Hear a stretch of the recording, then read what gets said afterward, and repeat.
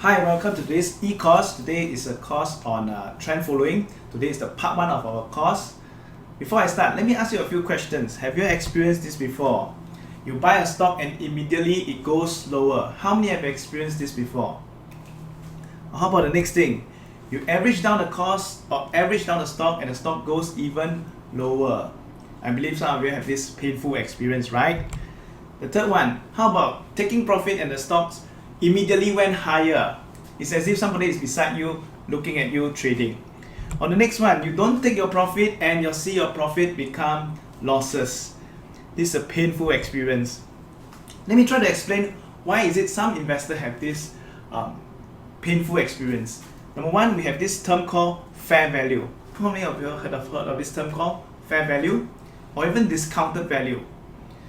So investors sometimes will look at the stock and look at what is fair value. What is a stock's fair value? What is it actually worth? And discount value is a discount to the fair value. So when a stock reaches fair value, they may consider or maybe start to buy into the stock. And sometimes the stock can go lower. And when they average down the cost, sometimes it can even go even lower. So this is when the price goes from high to low. And that's where the investors start to accumulate or buy in or average in the position. The next round, when they buy the next stock, the stock goes higher, and before it reaches the high, they will sell and the stock may go even higher. So this is a painful experience that a lot of investors face. So what are the problems that some of these investors face? Number one is they do not know when to buy and sell.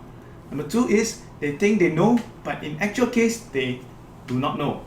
Number three is people know when to buy and sell, but they don't do it. They don't have the self-discipline to do it.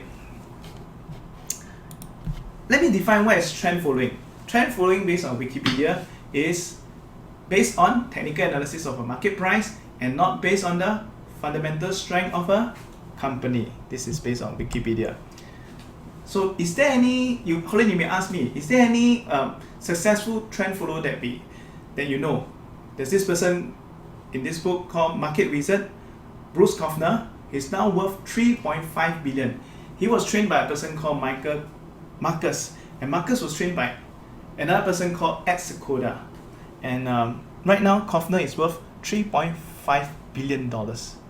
I'm sure not a lot of people heard of this person, right? The next person is Ed Sekoda. Ed Sekoda is also a trend follower and he's featured in this book, Trend Following by Michael Koval. He turned from $5,000 into $15 million over a period of 12 years. And this is the actual client's account. So what are the elements or what are the important things about trend following? Number one, trend following is reactive by nature. Number two, it has a risk management system. Number three, it does not predict the market. A lot of people feel that you need to predict the market to know how to make money. In trend following, we don't predict the market. Number four, it demands self-discipline. It requires you to do things that is uncomfortable. Number five, it helps you write the winners and cut the losers. In conclusion, it's opposite to what is human nature. Human like to what? When they buy a stock and the stock drops, they like to hold or even to average down. They never like to cut their losses. And when the stock goes up, they buy a stock and the stock goes up, then human nature is to take profit. Correct. So they always what? Write their losers and cut their winners. So it's today's end of today's course. This is my contact information, my Facebook account, my blog and my Twitter. So do come and visit me and we will begin our next course soon. Okay, see you.